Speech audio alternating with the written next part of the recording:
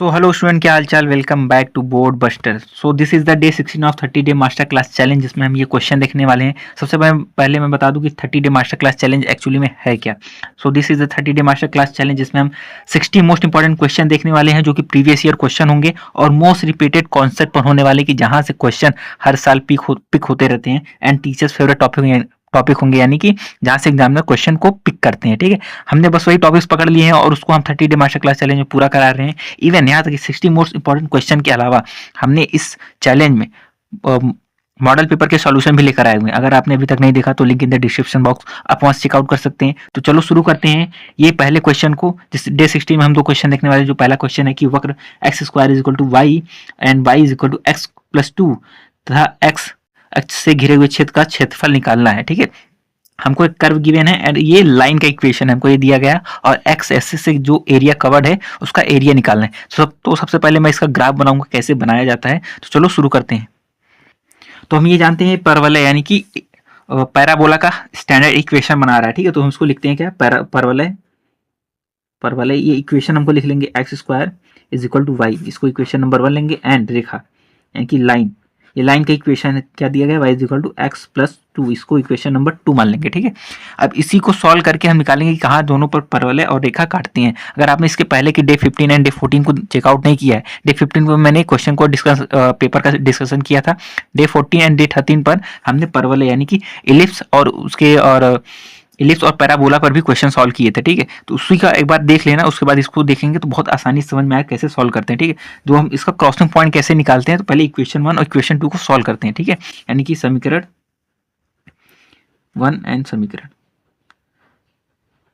2 से। ठीक है, equation from equation 1 and equation 2। तो हम क्या देख रहे हैं, देखो यहाँ पर x square equal to y है एंड वाई की वैल्यू क्या दी गिवन है ये। तो हम यहाँ पर वाई की जगह हम ये एक्स प्लस 2 रख सकते हैं सिंपली। ठीक है, तो हम क्या लिखेंगे, x square is equal to, देखो एक्स प्लस 2 हो जाएगा, एक्स प्लस टू क्यों होगा, क्योंकि x square equal to y है और वाई की वैल्यू क्या है इक्वेशन 2 से एक्स प्लस 2। तो हम इसको एज इट इज लिख सकते हैं। अब इसको इस साइड हम लेकर आ सकते हैं। ठीक है, इसको देखो इस साइड हम लेकर के आ सकते हैं, यानी कि x square minus x plus 2 is equal to 0। ठीक है, अभी क्या बन रहा है, क्वाड्रेटिक इक्वेशन यानी कि द्विघात समीकरण बना रहे हैं। ठीक है, तो इसको हम सॉल्व करते हैं। कैसे सॉल्व किया जाता है, देखो इसको मिडल टर्म को जैसे सेपरेट करके हम सॉल्व करते हैं ना, तो इसको अगर मैं सेपरेट करके सॉल्व करूंगा तो ये बन जाएगा x plus 1 and x minus 2। ठीक है, इन दोनों का मल्टीप्लाई करोगे तो हमको यही मिल जाना है, इज इक्वल टू 0। तो यहाँ से x की दो वैल्यूज हमको मिल जाती है, x की दो वैल्यूज। अगर ये 0 हो जाएगा तो हमको क्या मिलेगा, x is equal to -1 and ये 0 हो जाएगा तो x इज इक्वल टू 2। यानी कि x की दो वैल्यूज मिलेंगी, इसके लिए y की भी दो वैल्यूज मिल जाएंगी।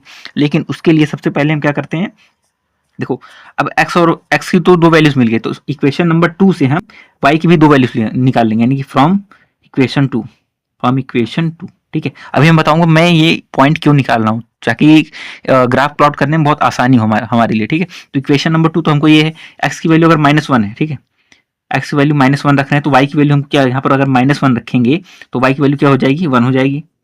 और अगर एक्स की वैल्यू 2 रख रहे हैं तो वाई की वैल्यू हमको क्या मिल जाएगा, यहाँ पर देखो 2 रखेंगे तो वाई की वैल्यू 4 हो जाएगी। ठीक है, तो ये हमको तो इक्वेशन मिल गया जहाँ पर लाइन और ये पैराबोला एक दूसरे को क्रॉस करेंगे। ठीक है, क्रॉस करेंगे यानी कि एक दूसरे को कट करेंगे। तो पहले मैं बना रहा हूँ परवलय कैसे बनेगा और रेखा कैसे बनेगी। तो सिंपली जो इक्वेशन होता है पैराबोला का कैसे होता है, देखो इसका जो ग्राफ बनता है इस तरीके से बनता है।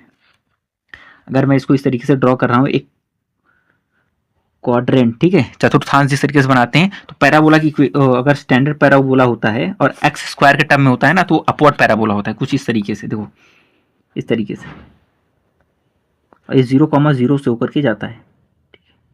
इस तरीके से बना लेंगे। ठीक है, यानी कि अगर मैं इसको इस इक्वेशन 1 लिया, देखो इसको इक्वेशन 1 लिया तो क्या हो जाएगा, कर्व 1 हो जाएगा। इसको 1 से मैं डिनोट कर रहा हूँ। और लाइन हम कैसे ड्रॉ करेंगे, देखो अगर लाइन कैसे बनेगा, अगर x की वैल्यू 0 है तो y क्या मिल जाएगा 2, यानी कि y अगर यहाँ पर 2 है, ठीक है, इस तरीके से यहाँ पर 2 ले लूँ मैं यहाँ पर। ठीक है, 0 1 2 इस तरीके से अगर मैं लूँ तो y जो है यहाँ से जाएगा, लेकिन एक पॉइंट और चाहिए होगा इसको डिनोट करने के लिए। और अगर y इज इक्वल टू 0 हो जाएगा तो x की वैल्यू क्या मिल जाएगी, यहाँ पे 0 हो जाएगा, x की वैल्यू क्या हो जाएगी, इस साइड आएगा -2, यानी कि जो लाइन होगा यहाँ -2 से होकर के जाएगा -2। ठीक है, तो हमको एक तरीके से आइडिया मिल जाएगा कि इन्हीं दो पॉइंट को अगर हम मिला दें, कुछ इस तरीके से, मैं थोड़ा टेढ़ा करके बना रहा हूँ ना, इस तरीके से अगर मैं मिला दूँ तो ये लाइन का इक्वेशन हो जाएगा। ठीक है, ये लाइन का इक्वेशन हो जाएगा। समझ में आया कैसे निकाला मैंने। क्या निकाला, पहले y is equal to 0 put किया। देखो y is equal to 0 put करेंगे तो इसका मतलब क्या, y 0 कहाँ होता है, x एक्सिस पर होता है, ठीक है। तो x का कोऑर्डिनेट जो मिल जाएगा वो क्या हो जाएगा, -2, यहाँ पर 0 हो जाएगा। देखो यहाँ 0 हो जाएगा तो 2 इस साइड आएगा तो -2 हो जाएगा, यानी कि x की वैल्यू -2 है, यानी कि जो लाइन है -2 से जाएगा। और एक और पॉइंट चाहिए होगा, यानी कि ऊपर जाएगा नीचे जाएगा, उसके लिए हम फिर क्या करेंगे, x की वैल्यू 0 करेंगे। x की वैल्यू 0 कहाँ है, y एक्सिस पर होता है, ठीक है। तो यहाँ पे 0 पुट करेंगे y इज इक्वल टू 2 मिल जाएगा, यानी कि 2 से होकर के जाएगा। तो इस तरीके से जो कर्व है, यानी कि देखो पैराबोला का इक्वेशन इस तरीके से बनेगा और जो लाइन है वो उस तरीके से बनेगा। क्वेश्चन में हमको क्या बोला है, देखो बोला है कि एक्स अक्ष से और इतने लाइन से और इस वक्र से घिरे क्षेत्र का क्षेत्रफल निकालना है। यानी कि देखो एक तो ये कर्व है, इससे घिरा होना चाहिए, ये लाइन इससे भी घिरा होना चाहिए और एक्स एक्सिस से घिरा होना चाहिए। तो एक्स अक्ष से और ये लाइन से और कर्व से घिरा हुआ एरिया क्या है, ये है, क्या है, ये, ठीक है, समझ में आया, ये है, ठीक। अब हम क्या करते हैं, जो पॉइंट हमने कोऑर्डिनेट से निकाले थे उसको पुट करेंगे। पहला क्या, देखो यहाँ निकाला, एक्स की वैल्यू जब -1 है, ठीक है, तो वाई की वैल्यू क्या है, 1 है, यानी कि यहाँ पर दोनों माइनस यहाँ पर है, ठीक है। तो एक्स की वैल्यू अगर -1 है, देखो एक्स की वैल्यू -1 है तो वाई की वैल्यू क्या है, 1 है, यहाँ पे कट किया। और जब एक्स की वैल्यू 2 है, यानी कि यहाँ जब कट किया 2 है, तो वाई की वैल्यू क्या है, 4 है। तो कोऑर्डिनेट मैंने इसलिए इसको सॉल्व करके कोऑर्डिनेट इसीलिए निकाला था, और ये ओरिजिन था O, ठीक है। तो इस तरीके से हमको मिल गया। अब हम निकालेंगे इसको, देखो प्रतिच्छेदन बिंदु क्या है, देखो जहाँ पे क्रॉसिंग पॉइंट था ये था, देखो क्रॉसिंग पॉइंट एक ये था और ये था, ठीक है। तो इसको हम ए और बी से डिनोट कर देते हैं सिंपली, ठीक है। अगर देखो मैं इसको अगर इस तरीके से अगर मैं यहाँ पर ले लूँ, तो मैं इसको सिंपली डिनोट कर रहा हूँ। यहाँ पे ए है, ये बी है, ठीक है, यहाँ पर सी है, और यहाँ पे जैसे मान लो यहाँ पे परपेंडिकुलर डालेंगे, परपेंडिकुलर डी है, ठीक है। इसको दो पार्ट में करके निकालेंगे। देखो एक लाइन का एरिया यहाँ से निकालेंगे और पैराबोला के यहाँ से। हम टोटल लाइन का नहीं निकाल सकते क्योंकि लाइन और जो पैराबोला है यहाँ पर कट कर रहा है, उसके बाद लाइन जो है उसके अंडर का एरिया नहीं निकालना है, पैराबोला के अंडर का निकालना है। यानी कि हमको यहाँ से यहाँ तक का एरिया निकालेंगे प्लस यहाँ से यहाँ तक का एरिया निकालेंगे, ठीक है। यहाँ से यहाँ तक का एरिया कैसे निकलेगा, ये लाइन के अंडर में, ठीक है, ये लाइन के अंडर में, यानी कि कर्व 2 के अंडर में है। और ये जो यहाँ तक का एरिया है, यहाँ से यहाँ तक का जो एरिया है वो पैराबोला का अंडर में है, ठीक है। तो इस तरीके से जो एरिया निकलेगा, अगर हम निकालेंगे एरिया कैसे निकलेगा, इंटीग्रेशन लगाते हैं, हम जानते हैं इंटीग्रेशन होगा, ठीक है। और देखो यहाँ से यहाँ तक का जो एरिया है, ये पॉइंट डी है ना, यहाँ से यहाँ तक का जो एरिया है वो किसके अंडर में, लाइन के अंडर में, ठीक है। यानी कि जो इसको अगर y2 हम लेंगे, ठीक है, इसको क्या लेंगे, y2 dx, ठीक है। तो इनका लिमिट क्या हो जाए, लिमिट देखो यहाँ पे, देखो हमने यहाँ पे क्रॉस कहाँ किया था, -2, 0 पे किया था। देखो मैंने यहाँ बताया था ना लाइन कैसे निकालते, देखो यहाँ पर जो मैंने कहा था कि y is equal to 0 put करेंगे तो क्या मिल जाएगा, x इज इक्वल टू -2 मिल जाएगा, ठीक है। तो यहाँ पे -2 0 है, ठीक है। तो इसका लिमिट कैसे निकालेंगे, देखो ये तो -2 है, यानी कि लोअर लिमिट -2 से हमें कहाँ निकालना है, यहाँ तक का निकालना है। और यहाँ का कोऑर्डिनेट क्या है, देखो -1 है, -1, तो हम x के कोऑर्डिनेट लेकर चल रहे हैं, तो -2 to -1। समझ में आया कैसे किया मैंने, दोबारा बता रहा हूँ। हमें यहाँ से यहाँ तक लाइन का अंडर का निकालना होगा। लाइन का कोऑर्डिनेट यहाँ पर क्या है, लोअर लिमिट क्या है, -2 है, तो -2 हमने लिया, ठीक। उसके बाद हमको यहाँ तक का निकालना है, क्योंकि इसके बाद पैराबोला के अंडर में आएगा, लाइन के अंडर में नहीं आ पाएगा। तो इसीलिए यहाँ से यहाँ का कोऑर्डिनेट क्या हो जाएगा, देखो यहाँ कोऑर्डिनेट क्या हो जाएगा, -1 1। तो dx के रेस्पेक्ट में कर रहे हैं ना, तो x का कोऑर्डिनेट लेंगे, तो यानी कि x का कोऑर्डिनेट क्या है, -1 है, ठीक है। सिंपली फिर यहाँ से इंटीग्रेट करेंगे। अब पैराबोला का इक्वेशन लेंगे। पैराबोला की इक्वेशन क्या हो जाएगा, हम इसको y1 से डिनोट करेंगे, क्योंकि ये जो कर्व 1 से मैंने डिनोट किया है इसको, इसलिए y1 हो जाएगा, ठीक है। इसका भी x यानी कि dx के रिस्पेक्ट में इंटीग्रेशन होगा। अब लिमिट कहाँ से कहाँ तक रहेगा ये देखना होगा। देखो यहाँ पे -1 है, यानी कि यहाँ से यहाँ तक हम निकाल रहे हैं ना, यहाँ से यहाँ तक का निकाल रहे हैं, ठीक है। इस लाइन के देखो x एक्सिस और ये पैराबोला के अंडर में, तो ये -1, देखो x का कोऑर्डिनेट क्या है, -1 है, ठीक है, -1। और कहाँ तक निकाल रहे हैं भाई, 0 तक निकाल रहे हैं, यानी कि यहाँ से यहाँ तक 0 तक के अंडर का एरिया है, यानी कि 0। समझ में आया। पहले हमने क्या किया, लाइन के अंडर का निकाला, उसका लिमिट डिसाइड किया प्लस, फिर हमने पैराबोला के अंडर का लिया, उसका लाइन लिमिट डिसाइड किया, दैट्स इट, ठीक है। अब y1 y2 को वैल्यू पुट करके इसको सिंपली इंटीग्रेट कर देना है। अब y2 कैसे निकलेगा, देखो भाई यही तो y2 है, देखो यही तो y2 है। यहाँ से y की वैल्यू पहले निकला होगा, कर्व 2 यानी कि y2, कर्व 2 यानी कि y2, ठीक है, यानी कि x + 2, ठीक है। तो हम क्या लिखेंगे, is equal to -2 limit -2 to -1 x + 2 dx, फिर प्लस यहाँ पे इंटीग्रेशन -1 to 0। अब यहाँ से हम y की वैल्यू क्या देख सकते हैं, y2 यानी कि y की वैल्यू क्या है, x² है, क्या है, x², y की वैल्यू क्या है यहाँ पे x², तो यहाँ पे x² पुट करेंगे dx, ठीक है। अब इसको सिंपली इंटीग्रेट कर देना है। कैसे करेंगे हम जानते हैं, फॉर्मूला सबने पढ़ा हुआ होगा, ठीक है। तो मैं इसको डायरेक्टली इंटीग्रेट कर रहा हूँ। x का इंटीग्रेशन क्या हो जाएगा भाई, x² / 2 प्लस 2 का इंटीग्रेशन क्या हो जाएगा, 2x हो जाएगा। लिमिट कहाँ रहेगा, -2 to -1 प्लस। अब इसका x² का इंटीग्रेशन क्या होगा, अगर आपने 30D मास्टर क्लास चैनल को पूरा नहीं किया है उसमें एक बार चेकआउट करिएगा, उसमें इंटीग्रेशन कैसे किया जाता है स्टेप बाय स्टेप मैंने बताया हुआ, ठीक है। तो यहाँ पर भी हम कर लेंगे। यहाँ पर x² का इंटीग्रेशन क्या हो जाएगा, x³ हो जाएगा बाई 3 हो जाएगा, इनकी नीचे पावर का प्लस हो जाता है, ठीक है। फिर लिमिट क्या होगा, -1 to 0, ठीक है। अब इसी में upper limit minus lower limit करते हैं, ठीक है। हमको पता है upper limit minus lower limit हम कर देते हैं। तो अपर लिमिट क्या है ये, ठीक है। अब मैं यहाँ पर देखो नीचे सॉल्व कर रहा हूँ। अपर लिमिट क्या है, -1, -1 का स्क्वायर कितना होगा, 1 होगा, यानी कि 1/2 प्लस प्लस आना चाहिए, लेकिन -1 है तो -1 और 2 इंटू -1 क्या हो जाएगा, -2 हो जाएगा। सेम अब करेंगे -2, lower limit minus upper limit करते तो माइनस लगता है, -2 का स्क्वायर 4, ठीक है। यहाँ पे देखो लोअर लिमिट रखेंगे यानी -2 रखेंगे, यहाँ पे -2 का स्क्वायर 4 हो जाएगा, 4/2 यानी कि 2 हो जाएगा, यानी कि 2 एज इट इज यहाँ पर आएगा। फिर यानी कि प्लस माइनस माइनस हो जाएगा, तो माइनस एज इट इज लगेगा, माइनस लगना था, देखो सिंपल यहाँ पे माइनस लगना था, ठीक है। फिर माइनस अंदर आएगा, ठीक। तो -2 इंटू -2 कितना हो जाएगा, -4, ठीक है। प्लस ये देखो अपर लिमिट मैंने कर दिया, फिर माइनस लोअर लिमिट रख दिया, ठीक है। अब इसमें प्रोसीजर करेंगे, अपर लिमिट करेंगे, एक्स पावर में 0 कितना हो जाएगा, 1 हो जाएगा, यानी कि 1/3 माइनस लोअर लिमिट में यानी कि अब -1 रखेंगे, जहाँ सॉरी यहाँ पर एक्स जगह पर 0 रखेंगे ना, तो यहाँ पे पूरा ये सिंपली 0 हो जाएगा, सॉरी यहाँ पे 0 हो जाएगा। फिर माइनस लगेंगे, लोअर लिमिट रखेंगे, ठीक है। माइनस लोअर लिमिट इनकी -1 का क्यूब कितना होगा, -1 होगा, माइनस माइनस करके प्लस हो जाएगा यहाँ पर, ठीक है। तो 1/3 यहाँ पर, ठीक है। अब इसको हम सॉल्व कर देंगे, इसको सॉल्व कर देंगे सिंपली, क्या कैसे हो जाएगा, देखो इसको रखेंगे -1/2 एज इट इज रहेगा, फिर -2 यहाँ पर रखो, देखो ये इसको माइनस करेंगे तो -2 आ जाएगा, माइनस माइनस करके +2 हो जाएगा, तो ठीक है। तो इससे ये कैंसिल हो जाएगा और यहाँ पर क्या बचेगा, देखो +1/3, ठीक है। अब दोनों का सम निकाल देंगे, क्या हो जाएगा, इन दोनों का सम निकाल देंगे हम। अब इन दोनों का जब सम निकालेंगे तो इस 1/2 + 1/3 मैं साइड में लिख रहा हूँ, क्या लिखा, 1/2 + 1/3, इसका एलसीएम लेंगे तो क्या आ जाएगा, 6 आएगा। तो यहाँ पर क्या आएगा, 3 + 2 = 5/6 वर्ग इकाई, ठीक है।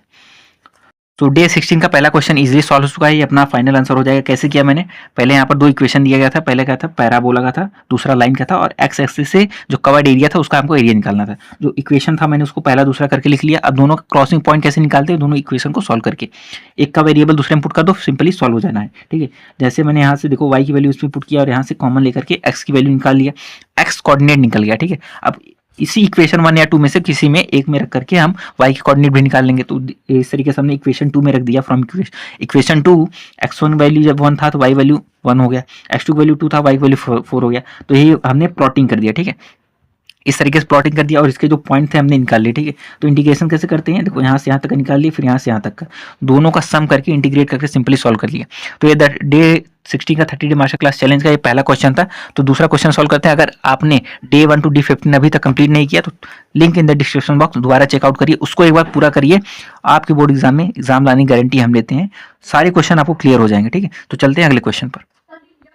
सो 30 day master class challenge day 16 का जो अगला जो क्वेश्चन है, जो अवकल समीकरण यानी कि डिफरेंशियल इक्वेशन है, दैट इज अवकल समीकरण x dy - y dx is equal to √x² + y² dx को हल कीजिए। यानी कि सॉल्व द डिफरेंशियल इक्वेशन जो कि हमको गिवन है कि x dy - y dx is equal to √x² + y² dx। और ये 2018 के पेपर में भी आया हुआ है और कई सारे मॉडल पेपर में आया हुआ है, इतना ये इंपॉर्टेंट है, ठीक है। तो सॉल्व करते हैं इसको जल्दी से। सॉल्यूशन मैंने लिख लिया, तो सबसे पहले जो इक्वेशन हमको गिवन होता है हम उसको लिख लेते हैं, ठीक है। क्या हमको गिवन है, हमको x dy - y dx is equal to √x² + y² and dx, ठीक है। अगर क्वेश्चन समझ में आ रहा है भाई, लाइक करना, शेयर करना, ठीक है, सब्सक्राइब भी करना। और 30 डे मास्टर क्लास चैलेंज को पहले कंप्लीट करो भाई, एग्जाम से पहले उसको कंप्लीट करो और देखो मार्क्स कितने अच्छे से आपके बूस्ट हो जाते हैं, ठीक है। तो हमको इक्वेशन गिवन है, तो डिफरेंशियल इक्वेशन का सबसे सॉल्व करने के लिए सबसे पहला तरीका क्या होता है, वेरिएबल सेपरेबल। जो वेरिएबल है हम उसको एक साइड कर सकते हैं, कितनी सिंपल तरीके से उसको करना है, ठीक है। तो पहले हम क्या करते हैं, यहाँ पर देखो dx ऑफ y को चेंज करते हैं। यहाँ पर देखो dx से dy है और यहाँ पर फिर से dx है, ठीक है। तो dx वाला टर्म एक साइड लेकर जाएंगे, फिर उसको एक साइड करके चेंज करेंगे। लेकिन कुछ लोग क्या करते हैं, डायरेक्ट dx से डिवाइड कर देते हैं, लेकिन ये प्रोसीजर नहीं करना होता। हमको सिंपली करना क्या होता है, x dy जो माइनस का टर्म है उसको उस साइड लेकर जाएंगे, तो हमको क्या मिल जाएगा, इक्वल में √x² + y² dx और माइनस क्या हो जाएगा, +y dx। तो ये प्रोसीजर होता है। लोग क्या करते हैं, डायरेक्ट डिवीजन कर देते हैं, dx से डिवाइड कर देते हैं, ऐसा नहीं होता, ठीक है। नेक्स्ट स्टेप में क्या करते हैं, x dy as it is रहेगा और यहाँ से dx कॉमन ले लेते हैं, ठीक है, dx, ठीक है। तो √, क्या हो जाएगा, x² + y² और यहाँ पे क्या हो जाएगा, +y और dx एज इट इज जाएगा। अब इस dx को इस साइड लेकर आते हैं, ठीक है। ये प्रोसीजर होता है, साइड प्रोसीजर, ठीक है। इसको कंप्लीट करना होता है, नहीं तो नंबर कटते हैं भाई। क्या हो जाएगा, x dy और यहाँ पे क्या आएगा, dx, ठीक है। और ये सिंपली क्या बच जाएगा, √x² + y² प्लस वाई, ठीक है। अब उस वाई को भी एक साइड लेकर चलेंगे, ठीक है, इस वाई को भी एक साइड लेकर चलेंगे, और इसको देखो ये वेरिएबल सेपरेबल लगने वाला नहीं है, ठीक है। ये चेंज होगा नॉर्मली किसमें, मुझे लग रहा है चेंज होगा होमोजीनियस डिफरेंशियल इक्वेशन है कि समघातीय अवकल समीकरण में, ठीक है। तो मैं इसको चेंज करता हूँ, इसको इस साइड लेकर जाएंगे तो हमको मिल जाएगा x d y d x, ये प्लस है तो minus y root over x square plus y square, ठीक है। अब यहाँ पर ये यहाँ पर चेंज होगा, ठीक है। अब यहाँ देखो d d x of y का जो कोफिशिएंट है वो एक्स है, तो एक्स से दोनों इक्वेशन में दोनों साइड में डिवाइड कर देंगे तो हमको क्या मिल जाएगा,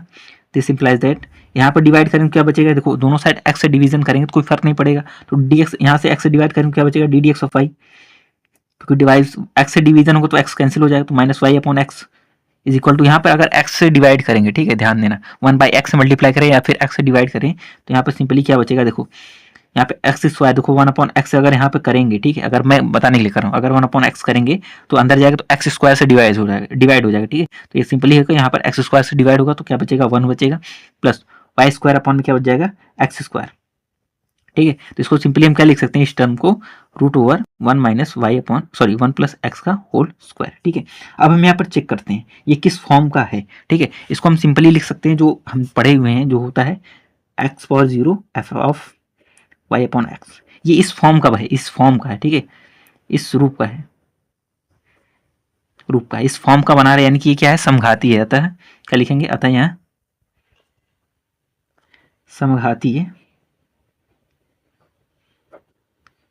समघाती होने का मतलब क्या है, होमोजीनियस है, क्या है, होमोजीनियस है, ठीक है, होमोजीनियस इक्वेशन बना रहा है, ठीक है। अब होमोजीनियस इक्वेशन को सॉल्व करने के लिए क्या करते हैं, ठीक है, इसको सॉल्व करने के लिए हम क्या करते हैं, पुट, ठीक है, put y is equal to क्या करते हैं, वी एक्स, ठीक है। अब दोनों साइड डिफरेंशिएट कर देते हैं कि डिफरेंशिएट विथ रिस्पेक्ट टू, क्या किसके रिस्पेक्ट में करेंगे भाई, x के रिस्पेक्ट में करेंगे, ठीक है।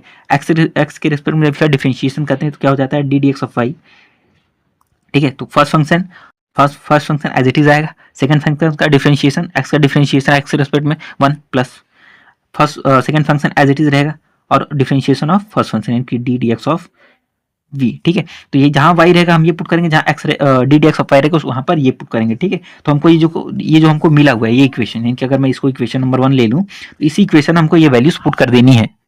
So simply d d x of y जगह पर क्या आएगा भाई, ये आएगा, ठीक है। यानी कि हम इक्वेशन 1 फ्रॉम इक्वेशन 1 क्या हो जाएगा, फ्रॉम इक्वेशन 1, तो इक्वेशन 1 से जो d d x of y है वही वैल्यू यहाँ पे पुट कर देंगे, यानी कि v plus x d d x of y होगा, ठीक है, d d x of v, और ये माइनस है, माइनस y की वैल्यू क्या है, वी एक्स अपॉन में क्या है यहाँ पर देखो x है, तो x हो जाएगा as it is equal to root over 1 minus, देखो यहाँ पर क्या था y अपॉन एक्स, y की वैल्यू क्या है भाई, y की वैल्यू क्या है वी एक्स, ठीक है, y plus v x upon में x का होल स्क्वायर था, ठीक है।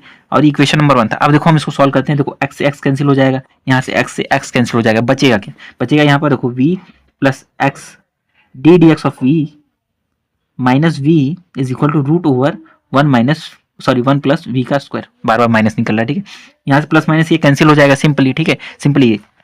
अब यहाँ पे क्या बचेगा हमारे पास, x d d x of v is equal to root over 1 plus v square. अब यहाँ से हम वेरिएबल सेपरेबल लगा सकते हैं, देखो ये तो v का टर्म है ये, और यहाँ पे देखो x का टर्म है, दोनों अलग अलग हो सकता है, यानी कि यहाँ पर हमको क्या मिल जाएगा, ये वाला टर्म यहाँ पर लेकर आएंगे तो dv अपॉन में क्या हो जाएगा, root over 1 plus v square, ठीक है। और यहाँ पर क्या हमको क्या मिल जाएगा, dx ऊपर जाएगा और ये नीचे आएगा, यानी कि dx अपॉन में ये x, ठीक है। अभी हमको इस वेरिएबल सेपरेबल मिल गया ना, यानी कि देखो समघाती होमोजीनियस इक्वेशन में क्या करते हैं, y is equal to vx put करते हैं और दोनों का डिफरेंशिएट करके ये वैल्यू पुट कर देते हैं, ठीक है। तो क्या हो जाता है, वेरिएबल सेपरेबल हो जाता है। अब क्या करेंगे, अगला स्टेप क्या होता है, दोनों साइड इंटीग्रेट कर देते हैं, ठीक है। इंटीग्रेट करने के बाद जब हम इसका इंटीग्रेशन करते हैं तो एक वेरिएबल कांस्टेंट आ जाता है, ठीक है, c1, ठीक है, इंटीग्रल कांस्टेंट आ जाता है c1। अब इसका इंटीग्रेशन क्या होता है, अगले पेज पर देखते हैं।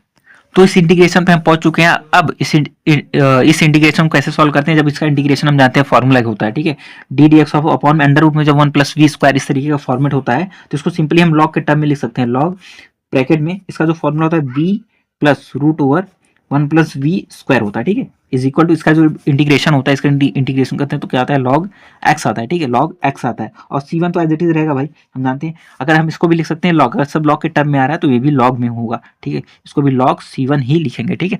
अब हम जानते हैं हमने क्या पुट किया था, हम जानते हैं y इज इक्वल टू हम क्या पुट किया था, चूंकि y इज इक्वल टू क्या था, वी एक्स था, ठीक है। तो यहाँ पे जहाँ वी वी है वहाँ पे वी होगा, सिंपली वी इज इक्वल क्या मिल जाएगा, वाई अपॉन में एक्स। तो यही वैल्यू यहाँ पर पुट कर देंगे, जहाँ जहाँ वी रहेगा वहाँ पर वाई अपॉन एक्स पुट कर देंगे। तो सिंपली हमको क्या मिल जाएगा, क्योंकि हमने पुट किया था ना y is equal to v x put किया था, तो वी की वैल्यू, वी की जगह पर वाई अपॉन एक्स दोबारा रख देंगे, क्या हो जाएगा लॉग, ठीक है। वी की जगह पर क्या आएगा, y upon x plus root over 1 plus v की जगह क्या आएगा, वाई स्क्वायर अपॉन में x square is equal to, यहाँ पे log x as it is रहेगा,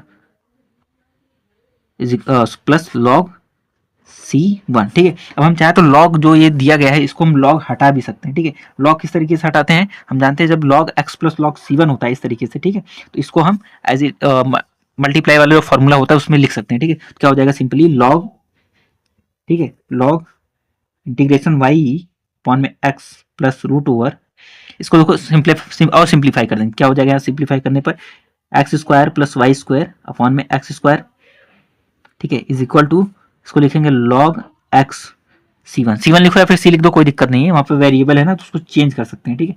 तो log C1 as it is आ जाएगा, ठीक है। हम क्या आते हैं दोनों साइड से लॉग हटा देते हैं, तो सिंपली हमको क्या मिल जाना है यहाँ पर y अपॉन में x प्लस रूट ओवर क्या हो जाएगा x square plus y square upon में, देखो एक्स स्क्वायर रूट में है तो अपॉन जब रूट हट जाएगा यहाँ से क्या बचेगा एक्स इक्वल टू क्या बचेगा एक्स C1, ठीक है। तो इस तरीके से हमको ये मिल जाएगा, C1 लिखे या ना लिखे कोई फर्क नहीं पड़ता, ठीक है। इसको एज इट इज हम लिख सकते हैं। अब इसका अगर एलसीएम ले लेंगे, एलसीएम लेंगे क्या मिल जाएगा, y plus root over x square plus y square, LCM लेंगे तो अपॉन नीचे एक्स रहेगा, ठीक है। क्योंकि दोनों का जो डिनोमिनेटर सेम है तो एज इट इज ऊपर वाला सम हो जाएगा, यानी कि एक्स C1। अब इसको और फर्दर सॉल्व कर सकते हैं, डिवीजन में आ जाएगा मल्टीप्लीकेशन में, तो सिंपली इसको लिख सकते हैं y plus root over x square plus y square is equal to क्या हो जाएगा एक्स स्क्वायर C1। तो इस तरीके से हमारा ये डिफरेंशियल इक्वेशन पूरी तरह से सॉल्व हो चुका है, ये हमारा आंसर हो जाएगा, ठीक है। तो आपको कैसा लगा आप जरूर बताइए कमेंट सेक्शन में। मैं दोबारा बता रहा हूँ क्या होगा, ये हमको क्वेश्चन गिवन था डिफरेंशियल इक्वेशन, इसको हमने देखा वेरिएबल सेपरेबल लगा जो कि नहीं लग रहा था, तो लास्ट में हमने जब यहाँ पर फाइंड आउट किया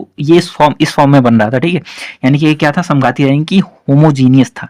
तो y equal to v x put करके डिफरेंशिएट कर देंगे दोनों साइड, तो जो d d x of y और y की वैल्यू इसी इक्वेशन में जिसको हमने चेंज किया था इक्वेशन 1 में पुट कर दिया और फर्दर इसको सॉल्व कर दिया। सॉल्व करने के बाद इसको सिंपली इंटीग्रेट कर दिया जो कि इस फॉर्मेट में चेंज हो जाएगा, ठीक है। जब वेरिएबल सेपरेबल हो गया तो इस फॉर्मेट में चेंज हो गया, इंटीग्रेट कर दिया और जो जहाँ जहाँ भी है वहाँ पर दोबारा वाई एक्स का टर्म में हमने चेंज कर दिया और ये लॉग का फॉर्मूला करके इस डिफरेंशियल इक्वेशन को फाइनली सॉल्व कर दिया, ठीक है।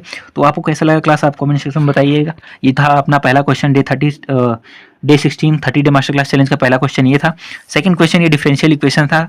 तो आपको कैसा लगा क्लास आप जरूर बताइएगा। अगर आपने अभी तक डे 30 तक का यानी कि डे 1 टू डे 15 तक का अगर वीडियो नहीं दिखा है, लिंक डिस्क्रिप्शन बॉक्स में है, आप जल्दी से उसको चेकआउट करिए, आपके मैथ के एग्जाम में बहुत ज़्यादा हेल्पफुल होने वाला है, ठीक है। तो मिलते हैं तब तक अगले क्लास में, तब तक के लिए पढ़ते रहिए, पढ़ाते रहिए। धन्यवाद, जय हिंद।